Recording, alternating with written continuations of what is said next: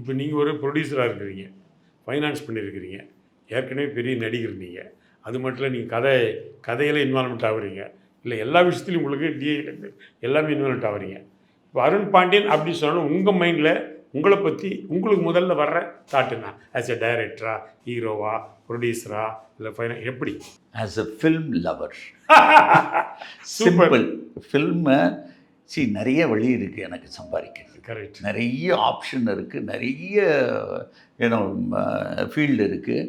But எங்கே எது பண்ணாலும் சினிமா என்ன அப்படியே இழுத்துட்டே இருக்குது. நான் என்ன சினிமா இழுக்குதா இல்லை நான் சினிமா பக்கம் ஓடிட்டு இருக்கேன்னான்னு தெரியல. பட் உண்மையிலே சொல்கிறேன், இது மேலே எனக்கு இருக்கிற ஒரு ஈர்ப்பு தான் இந்த சினிமாவில். நடிக்கலைன்னா அது பேக்கில் என்ன பண்ணலாம், ஆஸ் எ டிஸ்ட்ரிபியூட்டர் நிறைய படங்கள் பார்த்துட்டே இருப்பேன். நிறைய படங்கள் ரிலீஸும் பண்ணியிருக்கேன், வேர்ல்டு வைடு ஓவர்சீஸ் ரிலீஸ் பண்ணியிருக்கேன். ஸோ எனக்கு இருக்கிற சினிமா மேலே ஒரு பேஷன்.